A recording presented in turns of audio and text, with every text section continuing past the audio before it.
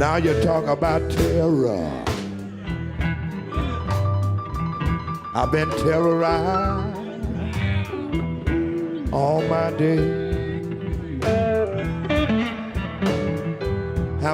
All my day.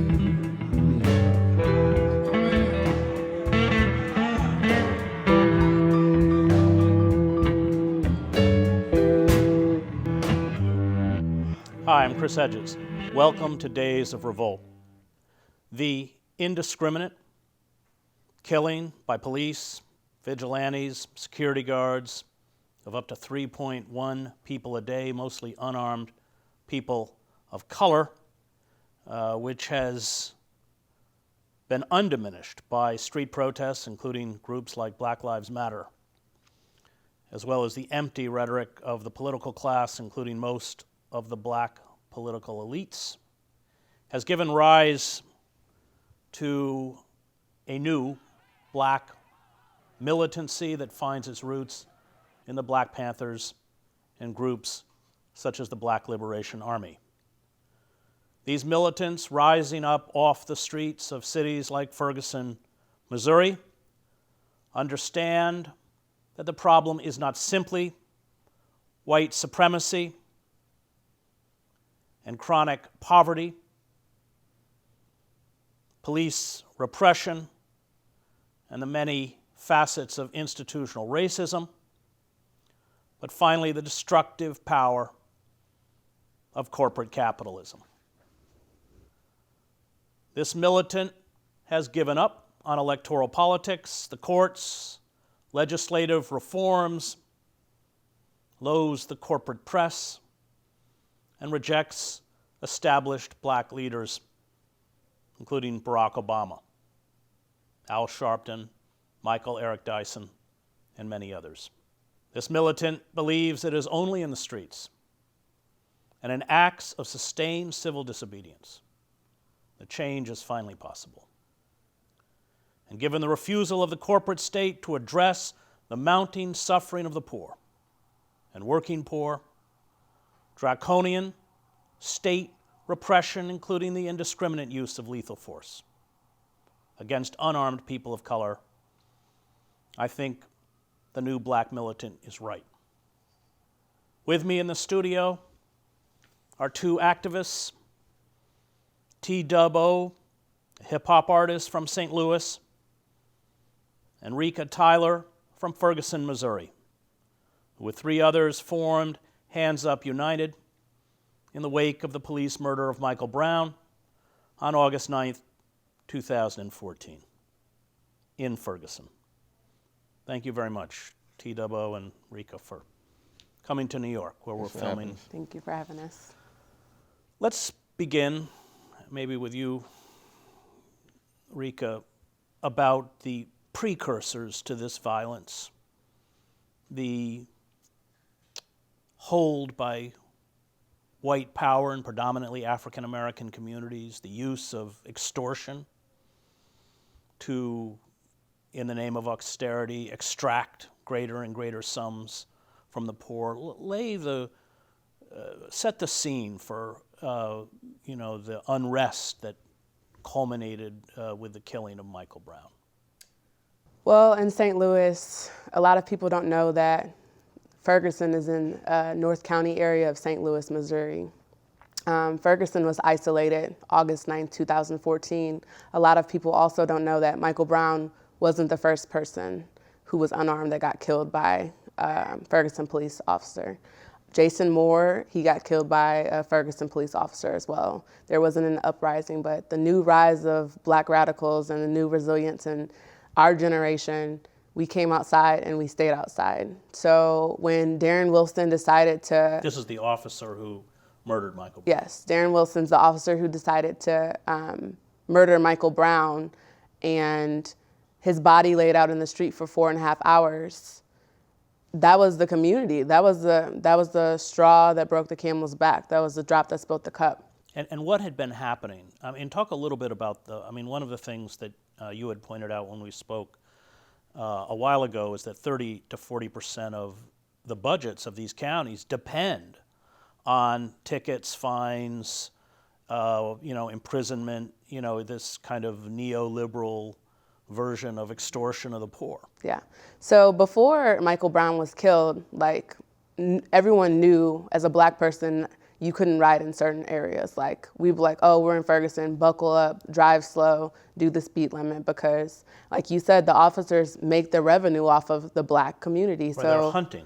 they're like looking for things. If you don't stop at a stop sign long enough, if you look like you're riding 4 deep and you're black in a car, like they're automatically going to pull you over. Most people can't afford license plates or insurance or anything. So If you don't mow your lawn. if you don't mow your lawn, If like you stand for you get all these tickets. The 5-second rule. Maybe you can tell us this charming. So if you get all these tickets and you go to court, you're just automatically in this system, Right. and like you never can get out of the system. For instance, I had a ticket in University City, which is also another municipality in St. Louis. I paid the court fees and I paid the amount of the ticket. Well, there was like a $15 extra thing online, so I had a warrant out for my arrest. I was 9 months pregnant and I got pulled over by the police. They said, oh, you have a warrant out for your arrest. I showed them all the records that I paid. I had to go sit in jail for a bench warrant ticket For and in essence, everything. $15. $15. This happens every day in St. Louis, Missouri, But it happens sadly. throughout the country in poor people. And throughout the country as well. But also, just being in St. Louis, it woke us up to a different thing. Like a guy, I remember he told us that he couldn't afford to cut his grass every often. So like he'll get a ticket for like $250, $450 for not cutting his grass. And he had to decide whether he was gonna pay his light bill or Right. cut it, feed his family and for the ticket. So he had to go sit in jail for 3 weeks for not cutting his grass on time. And this is the type of stuff that we deal with daily around the world as people of color. So they invent. I mean, for instance, you were telling me if you're in a demonstration and you stand, if you're stationary for more than 5 seconds, you can be charged. Yeah, that was ruled by the DOJ apparently though, but they did that for 8 months consecutively. Right. Like if we were standing too long in one spot, we could be charged with 5-second rule. And they had all these like codes that they would bring out and read to us, and all of that was ruled over. It was basically like false and just extortion of black people. So people were paying off these tickets like, oh, I didn't know this rule, but they have it in this book, but it wasn't true Right. at all. So, And as we see county budgets cut, they have to carry out this form of extortion in order to pay, as I said before, as much as 30-40% of their budget. yeah. So it's a repression that is economically, it's an economic imperative for county and city governments. T-Double, maybe you can speak a little bit about, before we saw this uprising in Ferguson, the interaction between the police. In Ferguson, of course, almost all of the police force is white. In a city, what's it, 67% African American? Yeah. Right. And maybe you can speak a little bit about that, especially as a black man. As Rika said, you don't drive through Ferguson before August. And if you did, you made sure you follow the correct guides, the correct routes. You took all the precautionary measures, seatbelt on, you driving 5 miles under the speed limit. You don't have more than one extra person in the car. But Ferguson unfortunately, is not even the worst municipality in St. Louis, Missouri. Last year it was 92 others. They're starting to form under something called the Unified County District, some nonsense that they created. So some municipalities are being sucked into a larger corrupt monster, but we still have 90 other municipalities. Anytime you leave the St. Louis city, it's different rules. So while you're in the city, you have the chance of being pulled over and free cased, taken to jail and questioned for a crime that you didn't commit, depending on which area that you're in, assaulted, drugs planted on you, guns planted on you. When you cross over into the county portion of St. Louis, then you have to worry about just being pulled over for traffic warrants or speeding tickets or thrown in jail for these petty charges, typically, which is basically extorting the black community, putting you into their system. And once they put you into their system, let's say I get pulled over in St. Anne, which is one of the higher counties that does have about 40% of their budget depending on traffic fees. I get a ticket, I can't afford to pay it. I get pulled over in Hazelwood, which is 10 minutes away. They're going to hold me in jail for up to 48 hours, meaning I could lose my job. I have to pay them for being held in jail, and then they're going to transport me to St. Anne. So it's all just a corrupt system, and they've been attacking and oppressing the black community as far as back as I can remember. And talk a little bit about indiscriminate police force. That's St. Louis as a whole, basically. For example, Dylan Ruth. He was taken out of the church after killing 9 black people. He was taken to Burger King to get a sandwich. The guy who just shot up the Planned Parenthood, taken out in handcuffs. Kajeen Powell, within 22 seconds, he was shot 12 times. Michael Brown, stop and frisk. But these people were unarmed. Unarmed. Vondere Myers, unarmed, had a sandwich, chased into a gangway by an off-duty police officer trying to perform a stop and frisk. Anytime they see anybody black, it's automatically assumed that you're a criminal. But in Ferguson, if you look at the percentages, white people tend to found with drug paraphernalia way more than their black counterparts, but they were arrested at a much lower percentage, pulled over at a much lower percentage, given a traffic fine at a much lower percentage. Anytime they see a black person operating a vehicle, it's automatically assumed that we have guns and dope. And even when me and Rika got pulled out of the vehicle after being harassed by the police for protesting, the first thing they asked me when they came to my door, the driver door, with guns to our heads, where's the dope and guns? So. Let's talk a little bit about the rising political consciousness among your generation. One of the things that I noted was when both Al Sharpton and Jesse Jackson arrived in Ferguson, they were booed out of the city, in essence. Maybe, Rita, you can talk a little bit about the traditional black elite, that division now between your generation and them.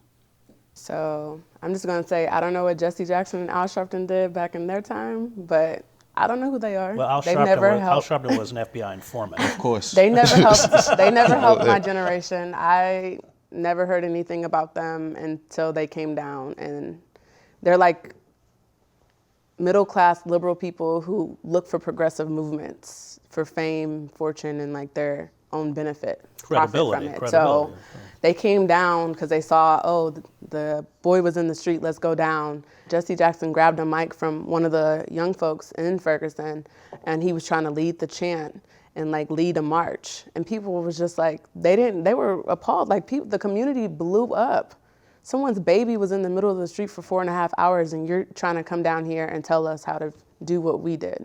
And that's the reason Ferguson popped off like it was. We didn't have a quote unquote like what organizing looks like or whatever. People was conscious just by coming outside, seeing the body, just by coming outside, seeing the police piss on the grave, just by coming outside to see our city on fire and all these police with batons and M16s and all of that against us. It was a police state for so long that was the last straw, and people came outside. We had babies from 2 years old and people from like in their 80s out there all together as one, because we were it was us against the police. So when Jesse Jackson and them came down, we didn't want their support because, I mean, they can't relate to us. You can get back on your airplane and go back to where you go to the next place, but we're still down here fighting this war. And I know you went to the White House, T-Double. Maybe you can tell us a little bit about that. During that time period, we met a lot of politicians, and Barack Obama was just another politician we met. I lost all respect for him in that meeting, the little respect that I did Why? have. Tell me what happened in the meeting. Didn't he he ask you whether you voted for him? Yeah, he asked. I told him no. I've never been the type to just support somebody strictly because of the skin color. If you're not riding for my people, then I don't care if you're black, green, orange, yellow. It doesn't matter to me. But probably the thing I remember the most about that meeting is he showed me his rug. His rug? Yeah, every president get their own custom rug, and he verified his blackness because his rug had Martin Luther King quotes on it. This was in the Oval Office? Yeah. I didn't get a chance to drink the White House champagne. I heard it's amazing. But he pretty much just brought up the same points that a lot of CNN anchors and MSNBC anchors that we've went tit for tat with brought up. Well, what about black on black crime? What about white on white crime? If you decide to commit a crime in your community and you live with predominantly black people or predominantly white people, 9 out of 10 times it's going to be against another person that looks like you. He brought up the fact about voting. Well, we changed the demographic of the Ferguson City Council to half black, and they just shot another young boy, 2 months ago. So everything that they hit us with and say, well, this needs to be done, this needs to be done. Well, look at Ferguson, we've done it. And they're still killing people. At 3.1 people a day, people of color being killed and murdered and oppressed. People can't afford to pay their rent. We have politicians that we've put in office that are voting against raising the minimum wage, so you don't want people to be able to survive. You're funding a capitalist agenda, and it's being funded off black pain. So until Obama actually says what needs to be said, I know the pen only has so much power. He can't just sign something and all our problems go away. But he can put some executive orders in today, and he needs to do it. Let's talk a little bit about this new black radicalism, which is being expressed, I think, in your music, in the music of other rap and hip hop artists in St. Louis, and recognizes that the issue is not just white supremacy, racism, institutional racism, even police violence, but is much, much bigger than that. And maybe you can address that, T-Double, first.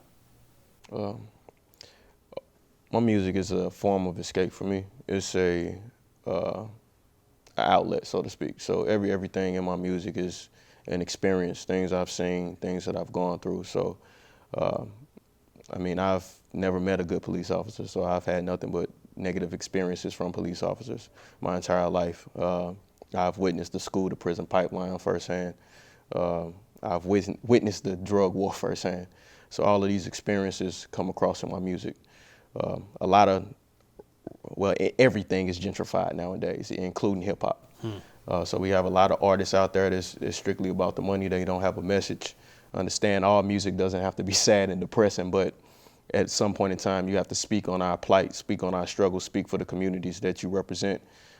Everybody brags about being from the hood, being a goon, being a gangster, but does nothing for it. They don't come out in the street. They don't support the people. They don't have any charities set up. They won't even speak on the struggles that these people are going through because, I mean, Massa got them by the neck. That's different with the people that I run with. We speak from experiences and we speak for the people, and I'm gonna continue to do that. Can you talk a little bit about, and I'll ask you, Rika, about this, this kind of understanding that it is, the system of corporate capitalism, and I know both of you have traveled, I think, to Brazil, and you've been with Palestinian activists, that there's an understanding that this is part of a global struggle of oppressed peoples against a system of neoliberalism, and that makes your fight very different from the fight of an Al Sharpton or the fight of others. And maybe you can talk a little bit about that. The first support that we got in Ferguson came from Gaza. We got tweets. Everybody got tweets. They were sending us pictures on how to make homemade and makeshift gas masks out of 2-liter bottles. And we should explain that in Ferguson, the militarized police appeared on the streets not only in Kevlar vests and long-barreled weapons, sniper rifles. We're talking about unarmed protesters, and tanks. Yeah, the MRAPs. I mean, because of the drug war, I've seen them in my neighborhood for years when they kick indoors. That's what they use, batarangs. But our first support came from Gaza and Palestinians, showing us how to get through, how to deal with the tear gas. It didn't come from the black clergy. It didn't come from the Al Sharptons or Jesse Jacksons. It didn't come from the local clergy. We were politicized in a way, meeting some of these people and some of our travels together to learn how these struggles connect. At first, we didn't understand. The last year taught us a lot, being able to travel to these places, learn about the drug war and how it affects Mexico, Brazil. Where you've been in Mexico? Where have you been? Mexico, Brazil? Where have you? Guerrero. Right. I mean, we just learned how to connect those struggles, how they all connect and interact. And when our freedom can't come to fruition until they're free, and their freedom can't come into fruition until we're free. So we have to connect those struggles.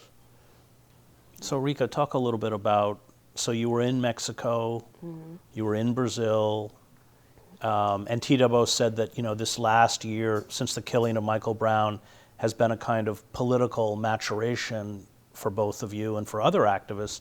And maybe you can speak a little bit about that process and your understanding. Yeah, so we were fortunate to travel around the MST school. It's like a politicized education course. It's like a 6-week course. 6-week course. So 2 of our members of Hands Up United, Tara and Tori, were able to go for the 6 weeks and learn how they do their struggle, everything about it, and then bring it back to us. And same like when we went to Guerrero and marched, and we went to Ayotzinapa and Chilpancingo, we marched like 25 miles with like thousands of people.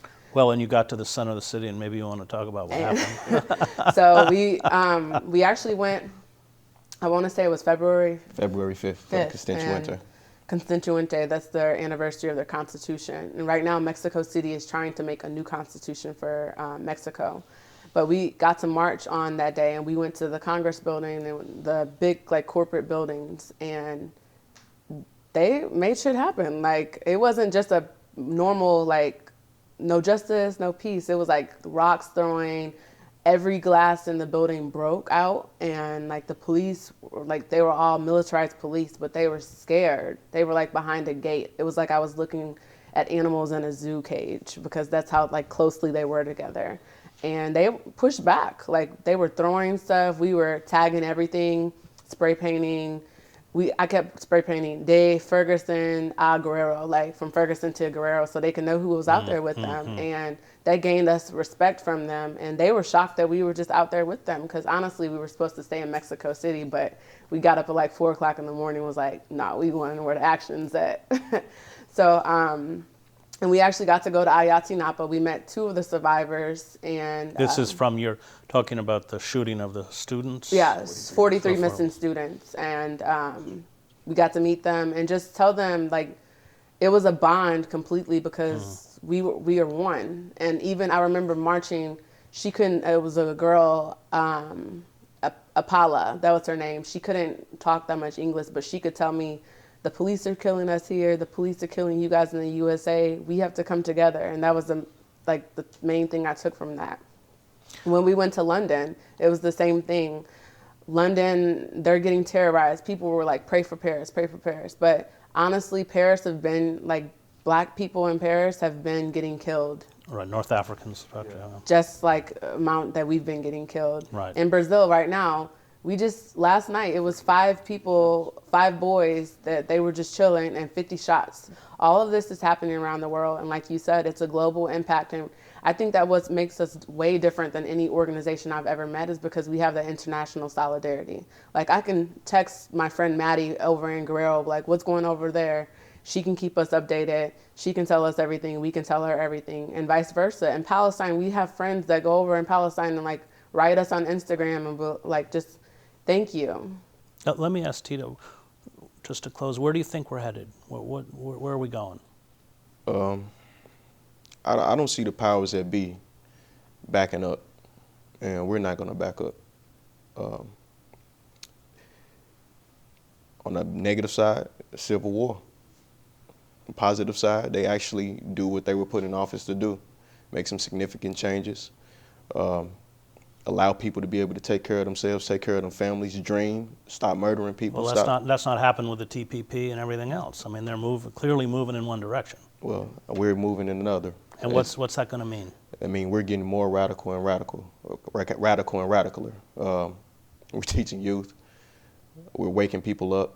And as you said, we're combining these struggles, international solidarity. We understand that this is a worldwide system. Well, so what we're talking about is revolution. Revolution. That's right. Well, you guys are young enough to lead it. I'll be walking behind you. Thank you very much. Thanks for having us, Chris. And thank you for watching Days of Revolt.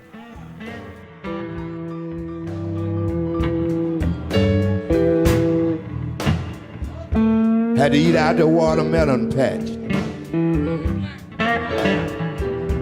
And you know they put me in a shack